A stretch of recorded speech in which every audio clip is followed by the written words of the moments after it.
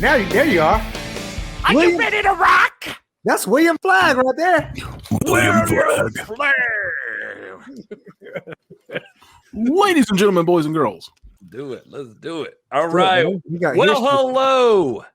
Oh, you were about to say something. Go ahead, I just man, cut go in. on, You go know, on, that's go all right. on, It's go cool. on. Well, What you welcome to This Is Pro Wrestling, where we're diving deep into the history, legacy, traditions, and legends of the one true sport, professional wrestling.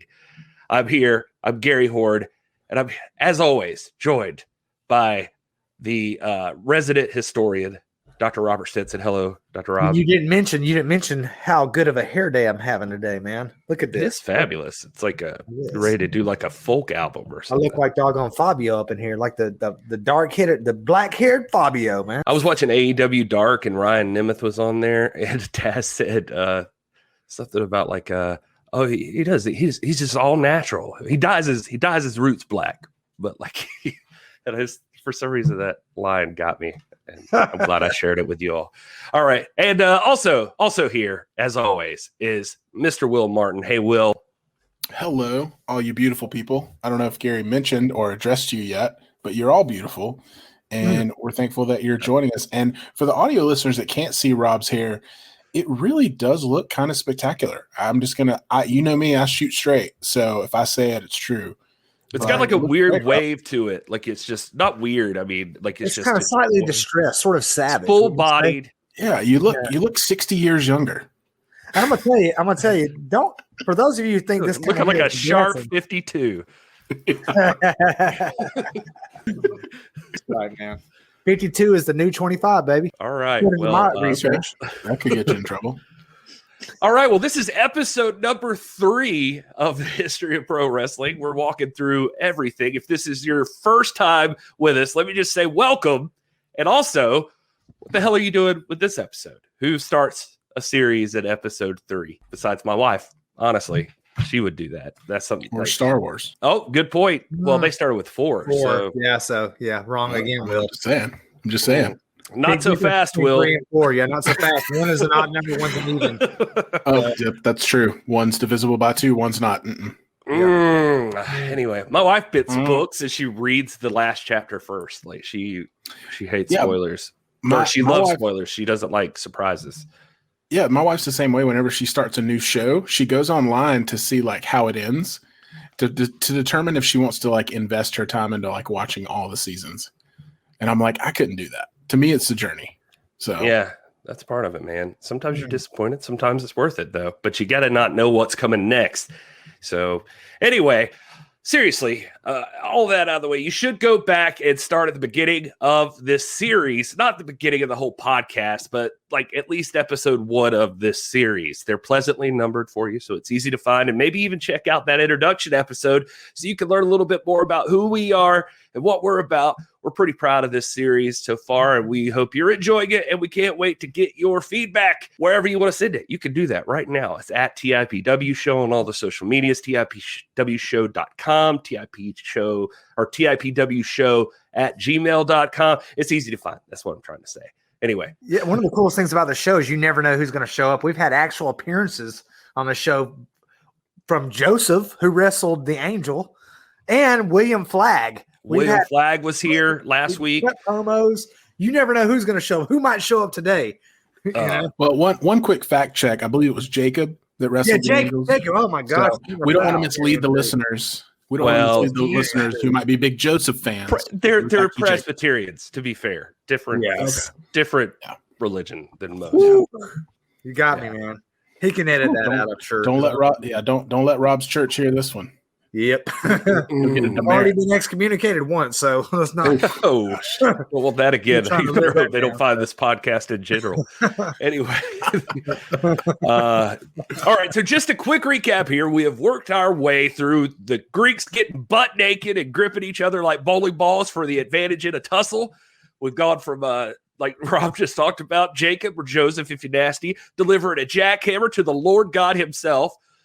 We got all the way through the early American settlers gouging out the eyes of their opponents like they're dang cavemen. And then we got straight into the birth of unchecked capitalism itself when carnivals toured the small towns preying on the poor to collect every red cent they'd ever earned through lies and deception.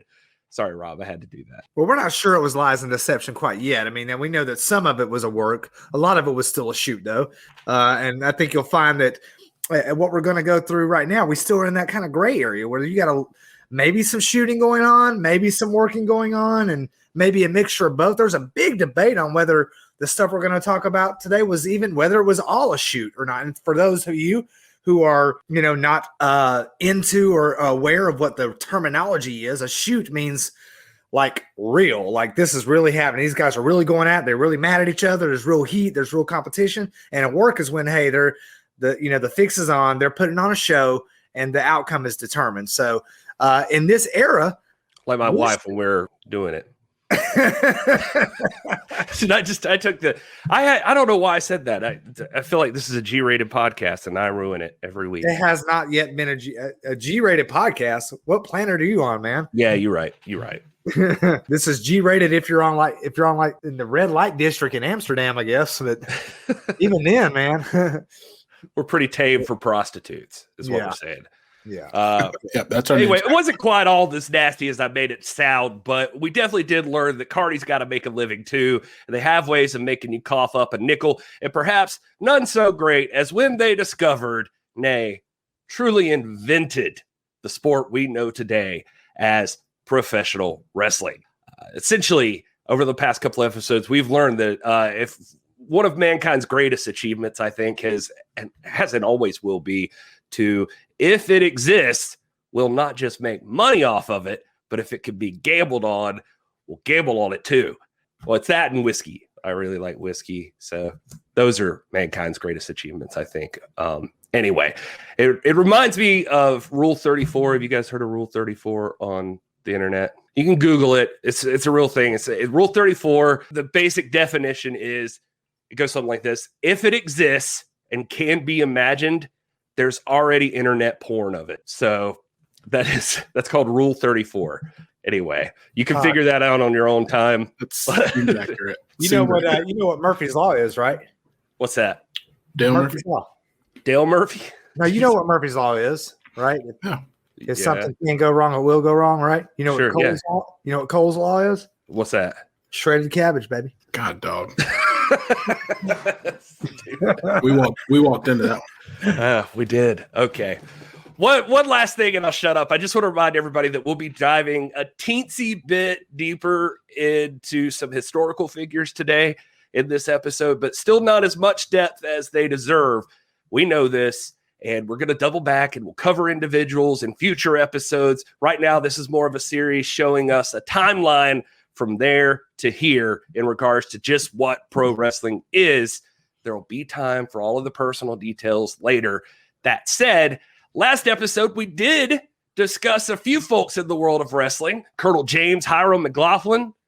We talked about George William Flagg, son, coming at you half-mast. The Solid Man, William Muldoon.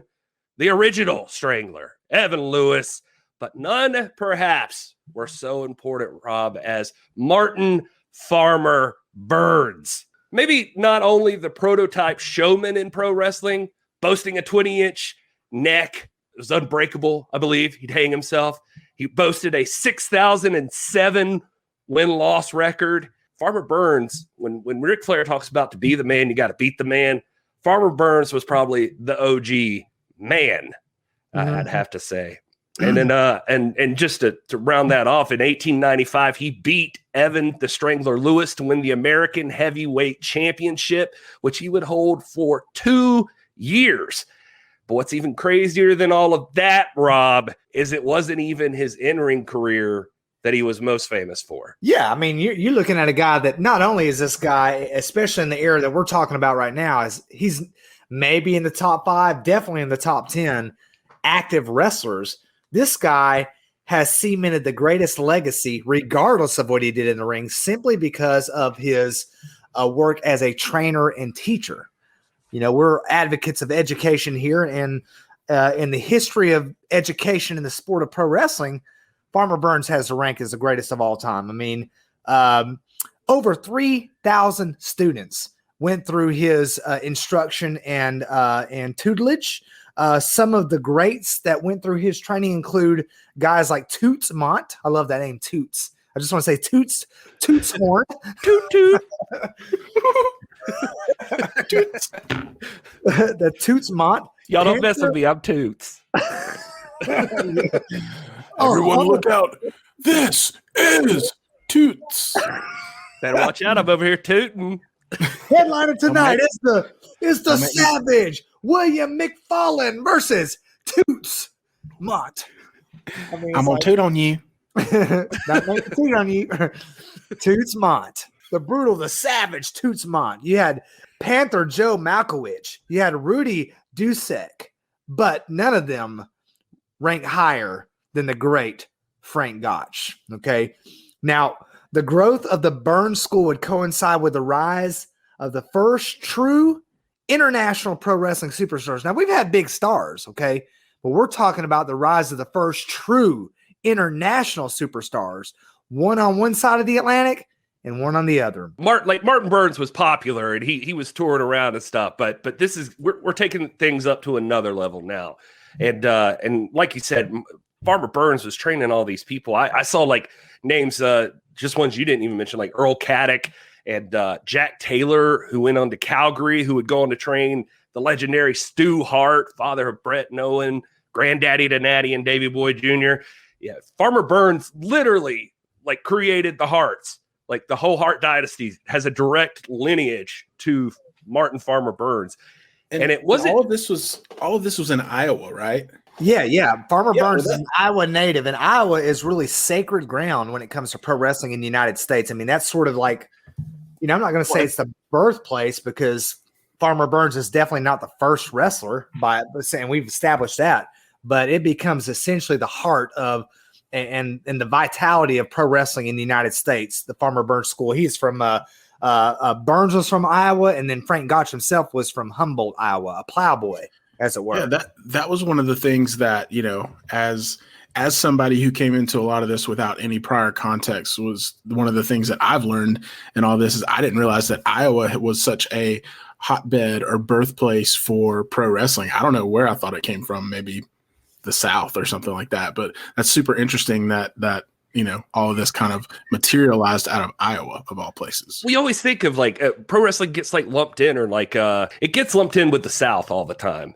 People pretend like it's like, it's an old redneck thing, and that sort of thing. But Iowa's not really where you're thinking of. You're thinking of South Carolina or something like that, So it's even today, Iowa is still, you think probably the greatest amateur wrestler of all time was Dan Gable. Dan Gable is like, when you think of any sport, you think of Babe Ruth and Hank Aaron for baseball. You think of Joe Montana for football. You think of Dan Gable when it comes to amateur wrestling. And he was, an Iowa student, studied at Iowa State University.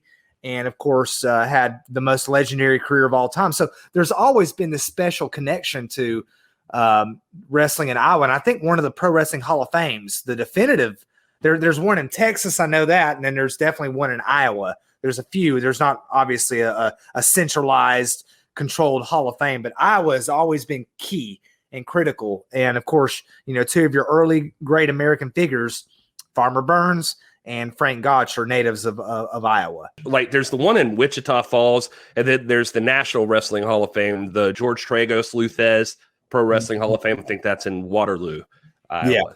Yeah. Waterloo. Is that what that song's about? I never knew that. Yeah. All right. Well, anyway, what I was going to say is to no, go ahead. I was just going to say it wasn't just in person too that Farmer Burns was doing all this. Rob's talking about 3,000 students. He wasn't just walking around hanging out with each one. At least I think I saw 1,600 or so were in person. Like he was opening gyms and doing all of this stuff. They say like high school wrestling, part of the reason that exists are from some of Farmer Burns' training programs. They was like sort of built off of that. But anyway, he also did like a mail order course, which I thought was incredible. Yeah, just like he was one of the first. He was this is no joke. And now we cut up a lot, but he was one of the first ever in education to do correspondence courses. And that is a serious comment. He would do instruction through correspondence. He also did the first ever Zoom class. Believe it or not. So, yeah, crazy. It was with tin cans. He was actually the first guy to yell, "You're muted." So.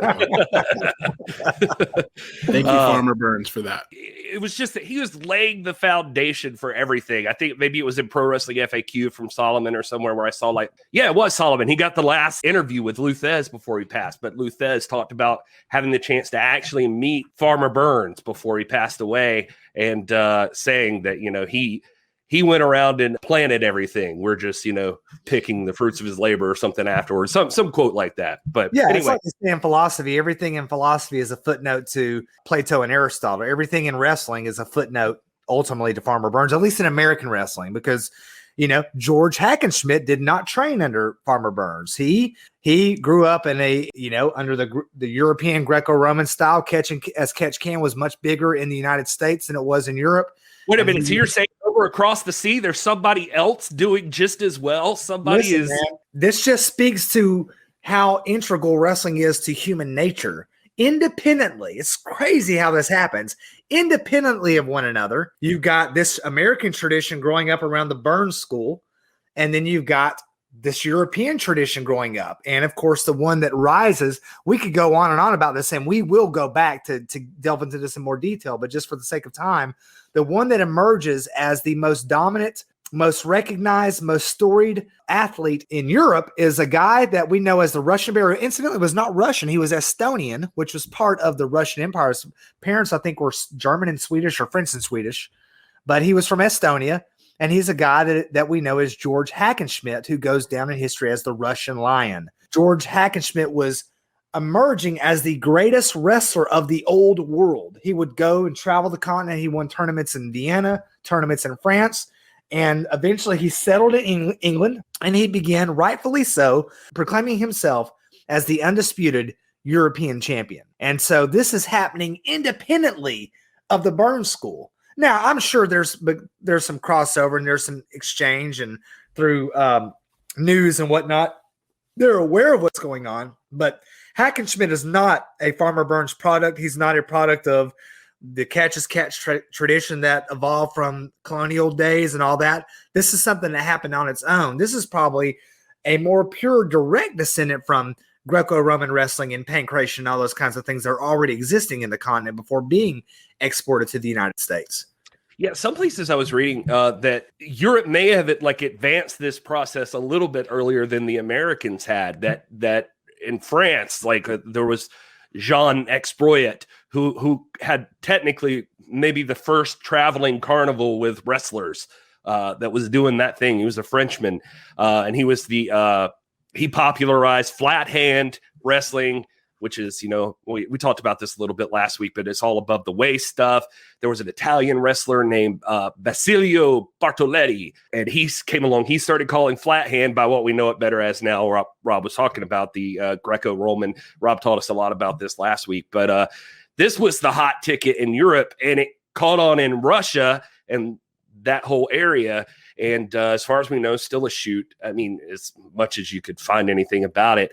And in 1898, so this is right around the same time, this Frenchman, the Colossus, Paul Pons, he defeated, I'm going to mispronounce this name, but Vladislaus Pietlasinski for the first ever world championship in Greco-Roman wrestling. And then came Brock Lesnar. Not really, but it's George Hackenschmidt. It's close enough. But just like your Farmer Burns style stuff, this guy was more than just a badass. He was a specimen. Rob's telling you all the stuff that's cool about him, but he's the guy all the men want to be him and all the ladies came to see him. He was jacked to the gills, just a good looking dude. He spoke 7 languages. He was not only just super strong and kick ass, he was also very intelligent and well-read and that sort of thing. He performed ridiculous feats of strength. He was known for lifting horses. That was a thing. And Russian horse penis, very long, must lift very high. So there goes that G rating. And we're talking about the original Meat Mountain here. You know what I'm talking about? right. He looked like Hammerstone, like he kind of did. In fact, when I see Hammerstone, that's who I think of. I think of the Russian Lion. You know? Yeah. And for the Lion, he actually invented the bear hug. That's where that move came from. This is this guy. He was just so strong. That was like one of his signature moves. And in his debut, like right around his debut, at least in 1898, he beat Paul Pons, who I think this was technically just before Paul Pons won that Greco-Roman championship. But by this time, people were just kind of like, they got it. It almost seems like, and I need to dig more on this, but it was like Pons tried to carry on his thing as I'm the world champ, but people had kind of already moved on to Hackenschmidt at this point. They were like, nah, Hackenschmidt's the big dog. He's the Roman Reigns here. And anyway, so basically what Rob was describing is a lot of people try to claim to be the best, and Hackenschmidt made it a point to go beat them if they said they were the best. And so he did, and he became a legend, supposedly taking on like 5 or 10 people in one night. And not just the legend in Europe and Russia, by the way, but everywhere. Like world leaders loved this guy. I mean, he was everywhere. And I just looking at my man Carl Stern's notes, he probably knows more about George Hackenschmidt than any man alive. In June of 1900, George Hackenschmidt, 22 years old, becomes the champion of the Russian Tsar's international tournament by defeating Belgian champion Constant Le Boucher. I'm not sure that that's pronounced correctly. Petrov, the Bulgarian giant. I don't even want to mess with that guy. Pt.III, the Tiger of France. Mikolov, the mighty Cossack. Spanish champion Shirella. This guy beat the Spanish champion in 29 seconds, bro. 29 seconds. German champion Emil Fengel. That doesn't sound like a German name, and he won a forfeit over Frenchman Laurent Le Berrois, who evidently didn't want any of the Russian Lion. Later on that year, in September, he wins a Budapest tournament. That's not Booty Fest, Gary. Budapest. I was going to say I've been there, but guess not. But guess who he beats in Budapest? Some of these names you're not going to recognize, but you will recognize one. He beat Kara Ahmed from Turkey, Weber from Germany, Sandor from Hungary, and a cat from the United States named William Muldoon.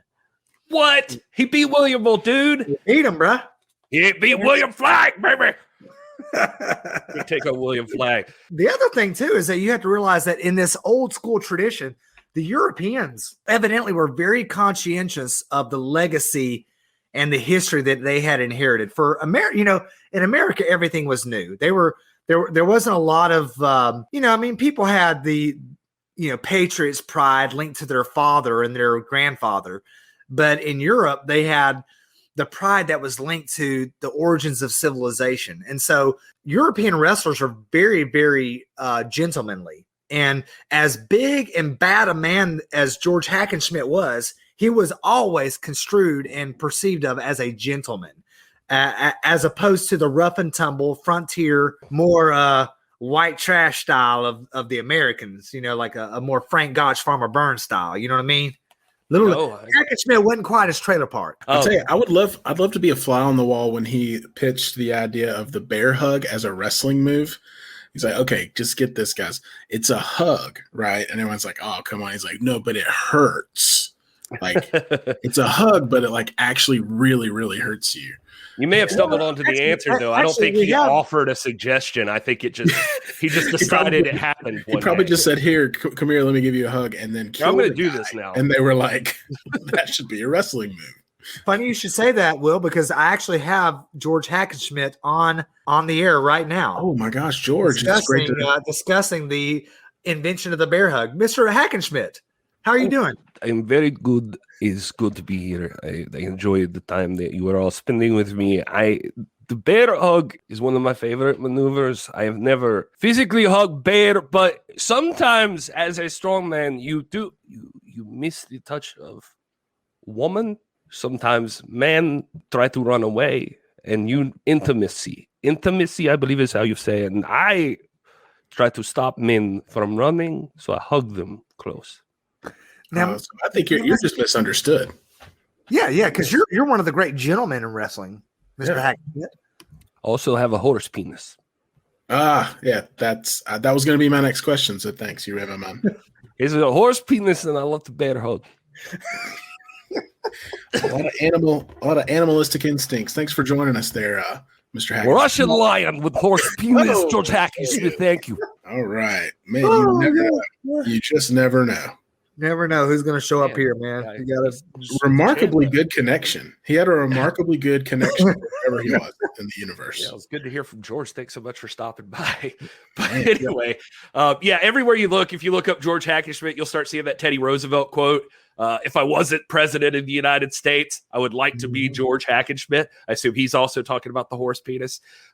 So in 1903, like Rob said, George went to England where catch as catch can had become the preferred style. Now in catch, unlike flathand, Greco-Roman, you can go below the waist, which you don't want to do with George, but I'll lay off that for a second. What I'm saying is that Hackenschmidt wasn't used to this. So anyway, it didn't matter. He killed everybody. He became the world champion in England too. And so now he was the recognized like world champion. People were just like, F it, man, just give him the trophy. Like it's like he's right.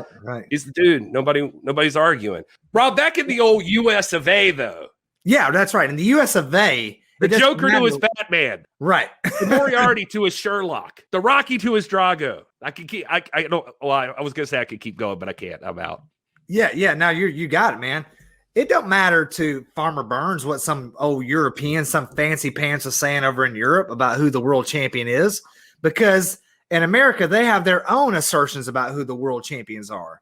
And in the mind of the Americans, you have the most deliberate, dedicated school of professional wrestling right here in good old Humboldt, Iowa. Well, not Humboldt, that's where Gotch was from, but in Iowa, Waterloo, somewhere around those parts, under Farmer Burns, and they're producing all these champions. And of course, you have the rise of someone who will go down in history as the peerless one, Frank Gotch. He was a plowboy from Humboldt, Iowa, and his rise to fame was accidental. He accepted a challenge from a traveling wrestler who was posing as a salesman. Just happened to be Don McLeod, who was the American heavyweight champion. He was I wouldn't say that he had the international prestige of Hackenschmidt yet, but he was the he was the cock of the walk in America. Don McLeod was, and he would travel often under various personages and under dubious personas in order to hustle the marks. He's out there to make money, and he happened to accept the challenge of Frank Gotch, and Frank Gotch lost the match. But in losing the match, he impressed McLeod so much. Now, we're talking about the American heavyweight champion, guys. He impressed McLeod so much that McLeod handed him his card, gave him his number, and said, look, I want you to meet somebody. I want you to meet my man, Farmer Burns. And he connected Farmer Burns with Gotch. And Gotch became his greatest student, obviously. Okay, we know that. Now, after going and being inducted into the Burns School for the next half decade, Gotch would tour North America, going as far as the Pacific Northwest, all the way into the Yukon, wrestling here and there, gaining experience, collecting win after win, becoming one of the most talked about wrestlers in North America. And eventually he gained the reputation for being the toughest wrestler on this side of the Atlantic, even though he was not yet the champion. Yeah, and Gotch and Burns almost seem to have their very first, I guess you could count that one French thing, maybe those carnivals, but I was just thinking like the first wrestling promotion almost, because they would like travel together and then they would start wrestling each other too, like put on exhibitions and that sort of thing. Just my understanding is where less of a chance you're going to have something go out of control. Like they'll actually put on shows with two guys wrestling. Right. They had a traveling troupe basically, and they would run the circuit together. But the champion was Tom Jenkins. Okay? Yeah, I was going to say, I mean, despite what people may think, and I thought going into this, Gotch is the guy that would take it from Farmer Burns and run with it. But that's actually not true. Right. Tom Jenkins is the man. And Tom Jenkins is currently the recognized. I mean, you got McLeod, and through a various set of circumstances, eventually Tom Jenkins becomes recognized as the American champion. And Frank Gotch and Tom Jenkins would meet. In fact, we have a series coming up at some point called the 9 Levels of Hate, because Tom Jenkins and Frank Gotch eventually have a legendary series of at least 9 matches that we know of. Might be more, but there are a combination of private matches. And I'm here in my notes here. I've got the first match. I'm not going to go into detail here because we'll do this later. But the first match between Frank Gotch and Tom Jenkins takes place in 1900 while Gotch was still training with Farmer Burns. And let me just read this little excerpt here. It says, around the Sunday of the last week of October, this is in 1900, Tom Jenkins traveled to Humboldt to meet with friend Farmer Burns and to get a look at the new prospect. A private match then took place between Jenkins and Gotch, with the champion, that would be Jenkins, pinning the boy in 58 minutes, man.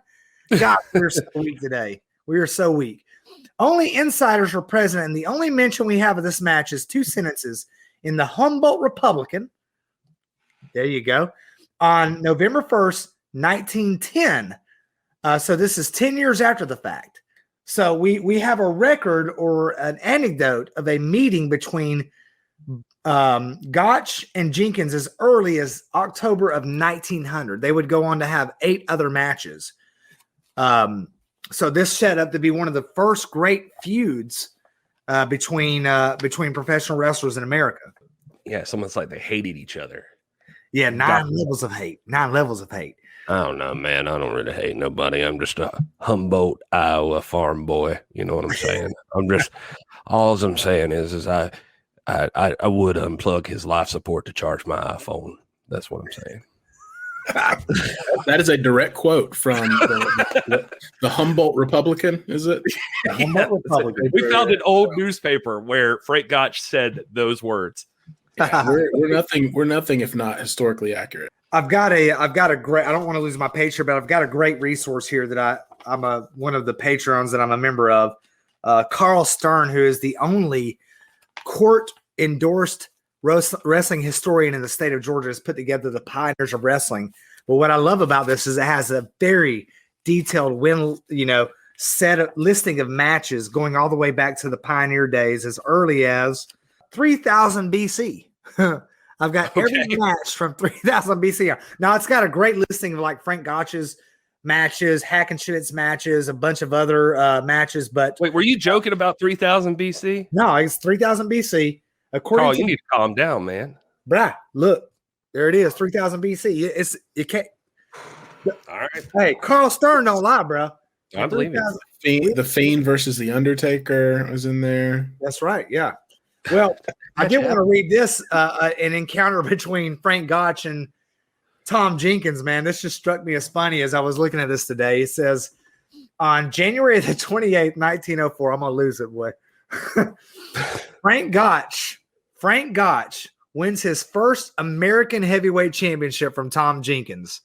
Gotch wins 2 straight falls, the second one by foul, which we know as a DQ. They called them fouls back then. Fouled him. The January 24th edition, you're going to love this. The January 24th edition of the Seattle Post-Intelligencer proclaims the match is to determine the champion of the Anglo-Saxon race. Oh, boy. This is going down some different territory now. The match was for a $2,000 purse and a $1,000 side bet. So we know by January 28th that Frank Gotch is the champion of the Anglo-Saxons. Well, oh boy, that's not the T-shirt you want to wear. But not going to get ever calling yourself King White Boy these days. I can tell you that. He is the original dirty white boy. Dirty white boy. Okay.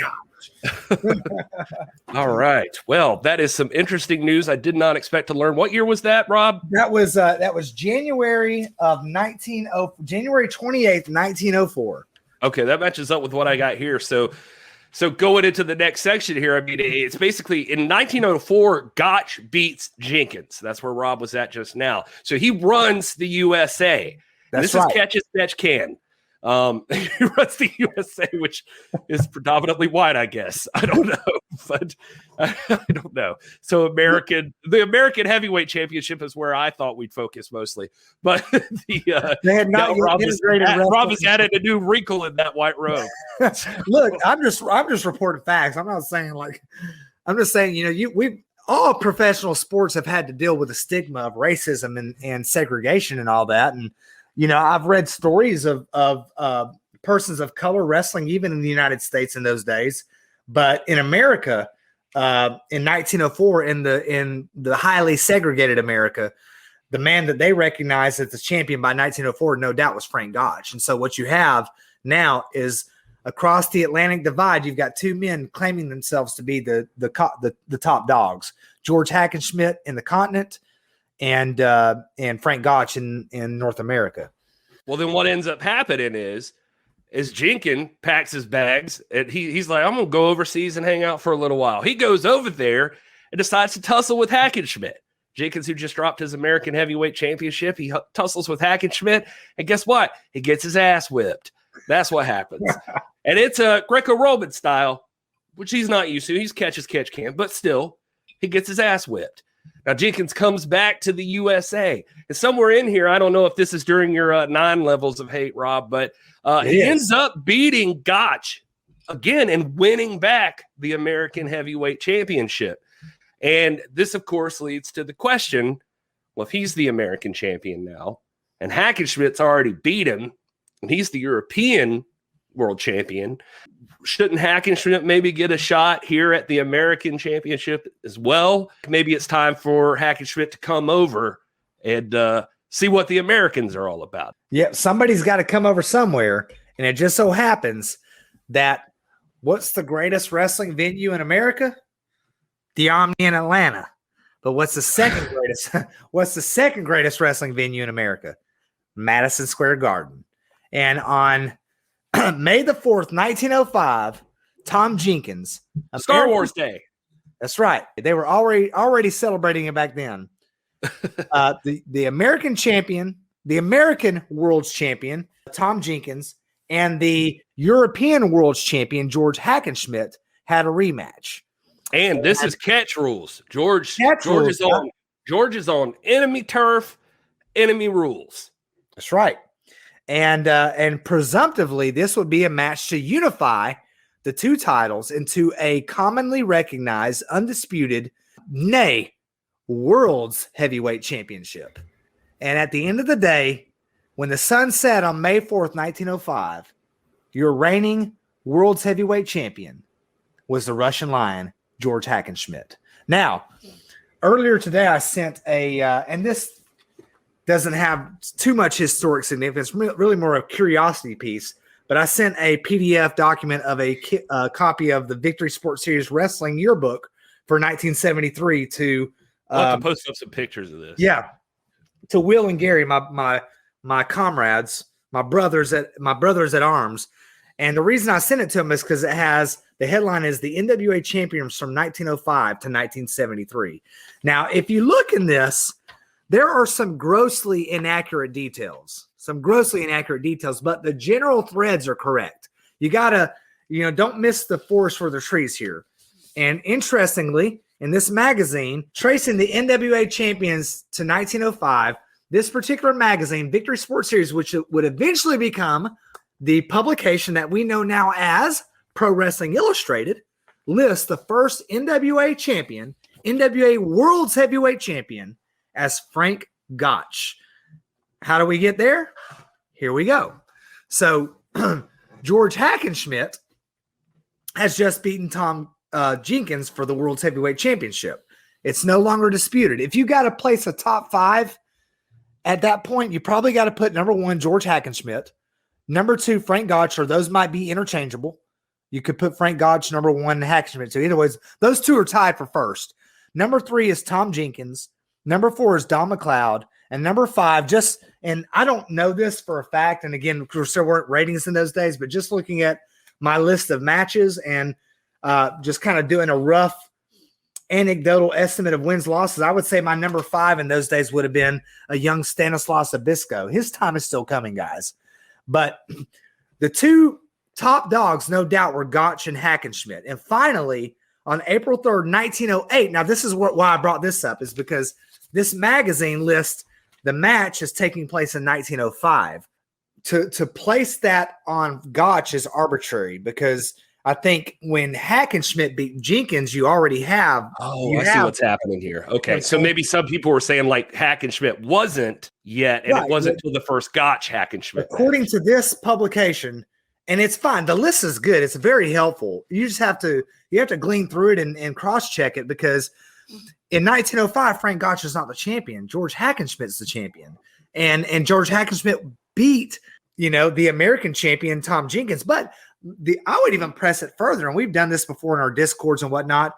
It's not like these titles just originated overnight. You had claims, you had various claims. And so prior to 1905, it's not so important about who, lineage doesn't have to be just one strain. Before 1905, the lineage is like capillaries coming from multiple strains and then eventually emptying out into a common bloodstream. But the lineage of the championship really does go back to, in America, to the 1860s, to the 1870s. You have an American championship that is going to graduate into, is going to be consolidated. The catch championships, the Greco-Roman championships are going to coalesce. And in Europe, the same thing is going to happen. But all these capillaries have a legitimate claim to being what I like to call the omega strand, the God particle of the NWA championship.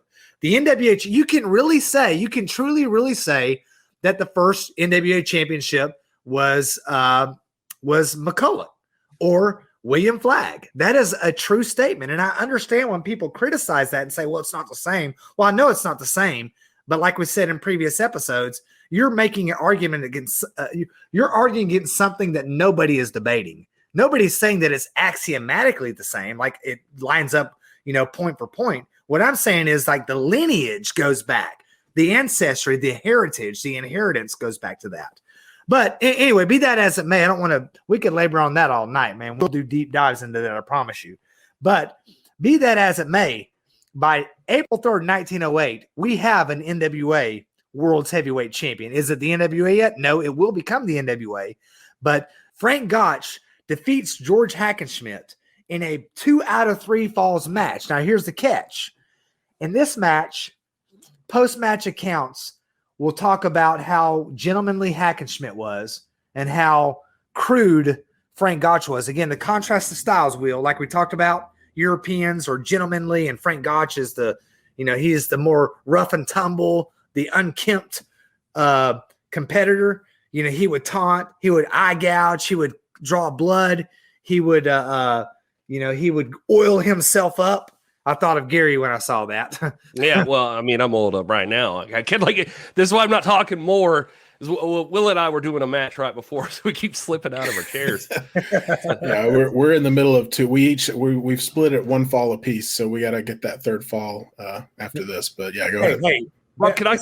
Best 5 out of 7. Let's do best 5 out of 7. Yeah, we just keep going. Sometimes we just get going. We don't want to stop All night long. If I could clarify something, if it doesn't interrupt your train of thought, real quick, Rob, I just wanted to be clear. I was researching this earlier, and I was looking up Dave Meltzer stuff, so I know he listens. Dave, hey, what's up? No, he was saying that one of the big misconceptions is that people try to put that first Gotch Hackenschmidt match as in 1905, and that started with Muchnick. He claims would say that is like it was like people were trying to rewrite history to kind of give Gotch this American hero story or something, and it was like, well, and he was saying no, Gotch Hackenschmidt happened a few years later.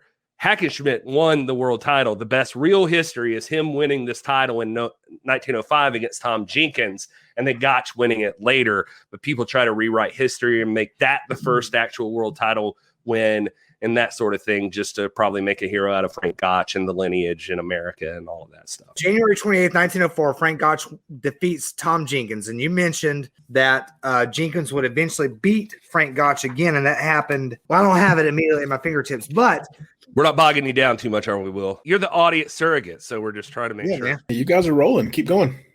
July 2nd, 1904, Jenkins is defeated by George Hackenschmidt. So if you're going to make the argument, it would seem to reason that you would argue that if you're going to say that George Hackenschmidt is the first world champion because he defeated the American champion, it really needs to be 1904 and not 1905 or 1908. He does say here in this article I have pulled up from Meltzer, he does say, just to be fair, that guys like Muldoon and Burns and those folks had been announced as world champions prior to this. But well, sure. You know, yeah, but people, they people said often, that.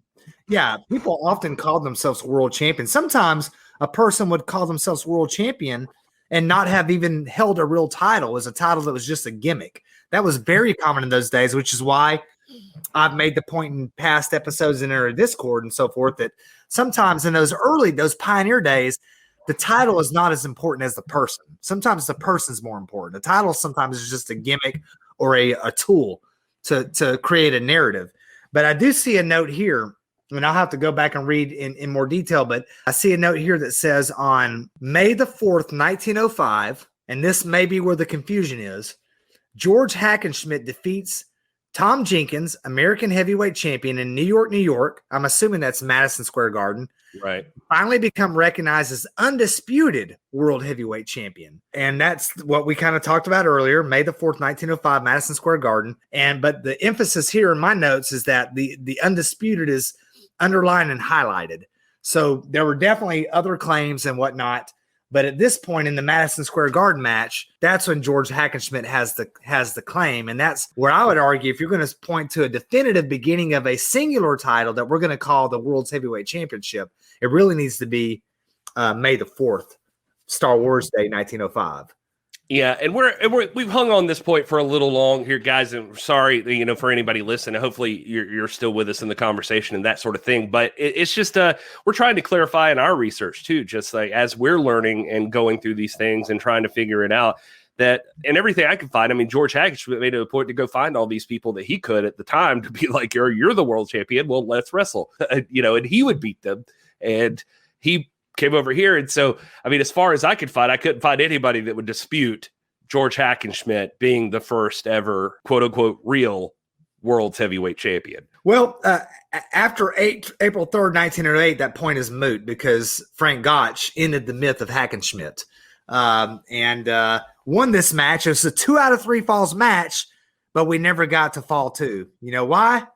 Because the Peerless One caught Hackenschmidt in that notorious toe hold.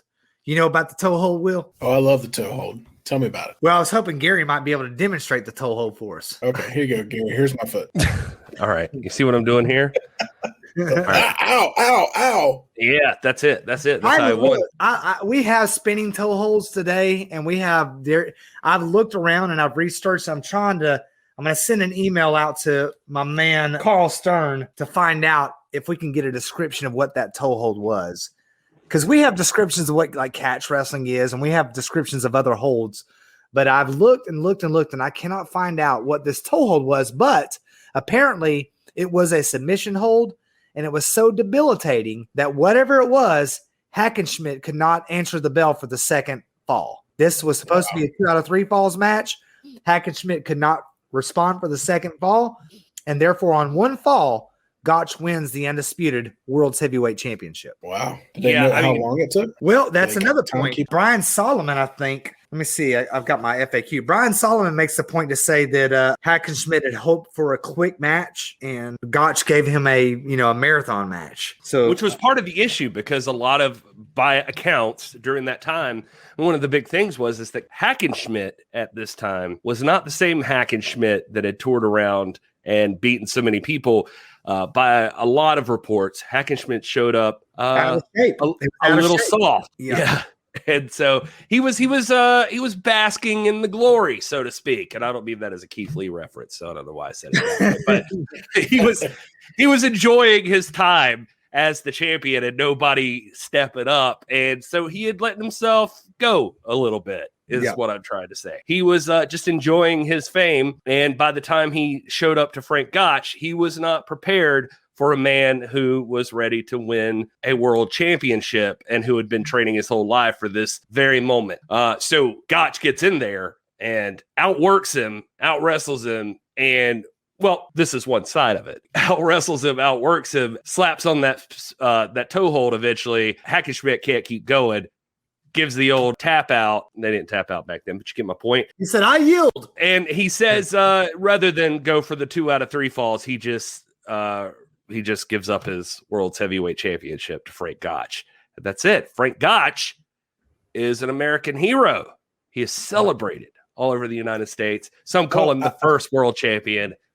Go ahead, Will. I feel like as wrestling podcasters and reviewers, it seems like, now I don't have the details. I can't watch the match, but it's probably a match that we would have like criticized, and we would have been like 2 out of 3 falls. We only got 1, and it was a yield, and we probably would have raked it over the coals, right? Like, oh, we didn't get our money's worth. So I don't know. So, but I mean, I guess everybody was celebrating him. It was a big monumental occasion, I guess, because Hackenschmidt nobody lost to the American. Everybody accepted it. It was perfectly fine. Nobody was unhappy, right, Rob? Yeah, they weren't as hypercritical as we are. That's a really good question, because remember, Hackenschmidt was considered the gentleman. He always was. Frank Gotch was considered the heel. You know, taunting in those days, fouls, bloodletting, all those stuffs were not part of the gentleman's sport yet. And so I don't know if I don't know if the patriotism played into this. It might have. We don't have any footage. I think it did. I mean, from everything I could find, it felt like everybody ran with it,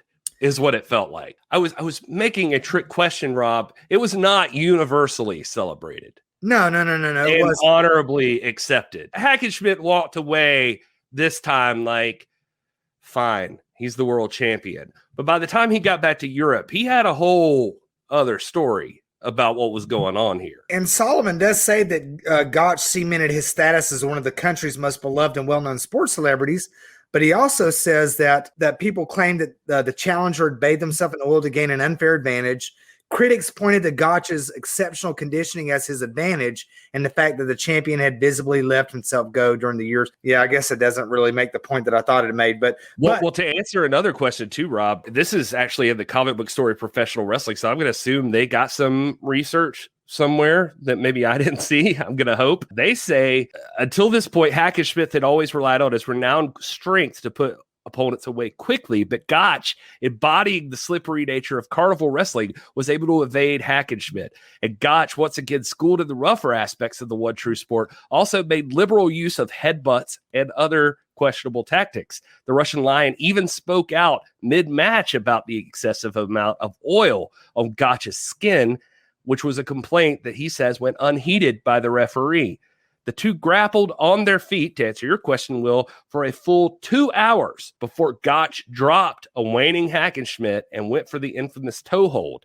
Hackenschmidt surrendered the fall. Championship matches of the era were required 2 out of 3 falls, but he relinquished his title instead of continuing the match. And then it goes on to say, as world champion, Gotch was an American hero, elevating wrestling to an even greater heights at home and abroad. He successfully defended titles against Stanislav Savitsko, Dr. Ben Roller, and the aforementioned Tom Jenkins. But at this time, Hackenschmidt was pressing for a rematch.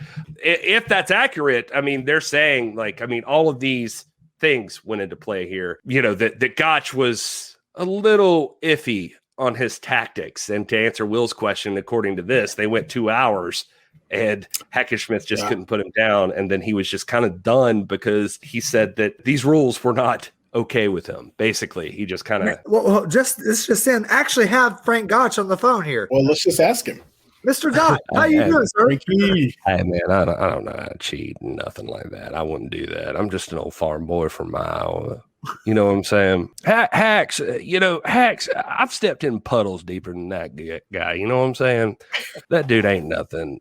He's a reason these days that there's labels on everything. He's a dummy. I mean, I did not own myself up. I'm not saying I'm perfect, but at least I ain't him. That was just your natural body secretion, right? But look, man, you work on the farm for a little while. You build up a nice moist sop, you know. And I'm used to having, used to get it up with my t-shirt and my overalls and everything, and I can't. I mean, the boy, we standing there in our underwear, and he's just going to complain about a natural musk from a man He's the one trying to just like bear hug me the whole goddamn time. And I'm just trying to, I'm just trying to get a toehold because I'm just trying to go home to the family. And I don't know. There's two sides to every story. I'm just saying Hack's the douche in both of them. That's all I'm saying. Woo! Man, that's good, boy. That's good. Thanks for joining us. We'll have Thank to. you, Mr. Gotch. Yeah, y'all call back anytime. I go pal. So Will, earlier you mentioned about length of match, and just here to quote I found the Solomon quote. Gosh, man, it was good, boy. Whatever the cause, it seems fair to assume that Hackenschmidt had hoped for a quick win, as was usual for him, as opposed to the grueling marathon he got from Gotch. Yeah. So, yeah, I don't think we would have complained about a 2-hour match ending with one fall. I think I would have been okay with that. Send us home. I could see even Twitter being okay with that and being like, yes, one fall, that was enough. God dang it, God, go home. Go home. you see the photo, and you're like, look. Yeah. He's like pointing to it. He's just pointing to his watch. Guys. Oh gosh, man. Anyway, back on task here. I know we got to land this plane here. It's been fun, but Gotch and Hackenschmidt after this match settle into one of the first truly bitter feuds in wrestling history. I mean, real talk, guys. Hack and Gotch did not like each other. They had PR reps that would give statements to the press. They would trash talk. Of course, Hackenschmidt seemed like he was always making excuses. And eventually, the public, on the basis of those excuses, demanded a rematch between the heelish Gotch and the gentleman Hackenschmidt. Hack wanted to compete in Europe, but the match that would be called the match of the century. Now, that always struck me as funny because it's 1911 now. The match of the century was scheduled for September 4th, 1911 in Comiskey Park in Chicago. Unfortunately, prior to this match, Hackenschmidt suffered a knee injury while training with his partner, Dr. Benjamin Roller. And rather than postpone the match, Hackenschmidt was committed to proceeding, though he realized that his chances of victory were forlorn. Roller goes on to talk about how he saw the night before the match, he saw Hackenschmidt sitting on the banks of Lake Michigan, just like crying, just fretting, just hyperventilating, just terrified. By this point in the night before the match, Gotch was in his head. And he knew at that point that Hack was already defeated.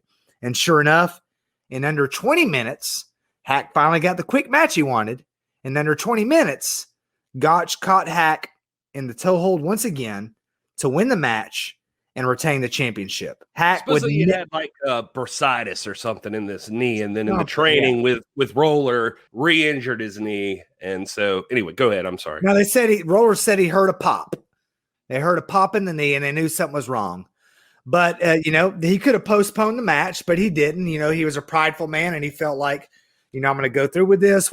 People are counting on it. They asked him prior to the match, are you sure you want to do this? And Roller says that he told the referee, I am fit to wrestle for my life. So they went ahead and went for it. Well, as it happened, after 20 minutes or so, or thereabouts, Gotch again caught Hack in a toe hold, won the match, 2 straight victories now over Hackenschmidt, and retained the World's Heavyweight Championship. And of course, Hackenschmidt's pride would never recover from this. He would remain bitter about this match to his grave. And Frank Gotch, for his part, would never lose the title. In fact, in 1913, when he retired as World's Heavyweight Champion. The thing is like Hackenschmidt stayed in the public eye. He was still, he was well known for bodybuilding and wrestling, like all of those things. But yeah, he kind of quit. Him and all his buddies would regularly write about and talk about Gotch, questionable tactics, all of that stuff. Later on, by the way, there was a guy named Ad Centel who came forward. He told a story to Luthez that he was there that day and trained with Hackenschmidt and had been paid $5,000, which was a lot of money back in those days, to injure Hackenschmidt, and said he purposefully injured Hackenschmidt's leg going into the match. Now, I say that to say Luthez has the story about this guy telling him this. Nobody can substantiate this story. Nobody can place him there. As far as we know, Roller was the only guy he trained with, according to history and that sort of thing. You know, it just is another little wrinkle in the story there that supposedly that Gotch had paid off someone, or his camp had paid off someone to injure Hackenschmidt before this matchup. So there's that side of it. Also, there's a side of it that Meltzer reported on a little while back, I found, where that both guys supposedly got paid like roughly $20,000 each for this matchup, which was go home and retire money. Yeah. And the fact that this match lasted less than 30 minutes, which was like unheard of around the time between two guys. This is around the time like a lot of people, and including the press. And I mean, there had been stuff in the press prior to this, don't get me wrong, but this was around the time where people started to really fixate on the idea of gambling, controlling the outcome of a matchup, controlling what happens in a matchup, the fixing, the predetermined outcome of a match, that sort of thing. So there's also that side of it. Just at the end of the day, this is really one of the big firsts in pro wrestling.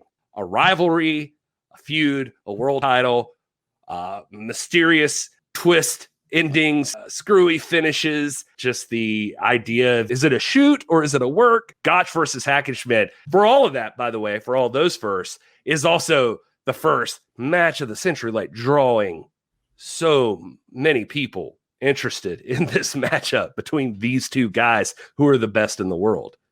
It was over 100 people seeing this match. They were all there. All 100 people in New York were there that night. Well, but that's 100%. Do you know what those ratings are in Nielsen? I don't. What we have right now is, now we have a period, we're about to enter into a period where we've seen now a series of major prize fights that have taken place, not in the heartland, not in Humboldt, Iowa, not on the traveling carny circuit, but are taking place in Madison Square Garden, at Comiskey Park. We see this movement of wrestling from the farms, from the countryside, from the rural areas to the great urban centers, which obviously means more money. And when you have more money, you got more hands. And when you have more hands, you've got more corruption and working. And so what we're going to see in our next episode is we're going to see the rise of the major promoter, the rise of the promoter as a business magnet, and wrestling emerging as a major business with storylines and narrative, and rather than just being athletic competition, wrestling is going to become showmanship, and we will see that in the subsequent episode. Years later, there were all kinds of stories about Frank Gotch, by the way. You can find them all, Luthez has stories in his autobiography, Hooker.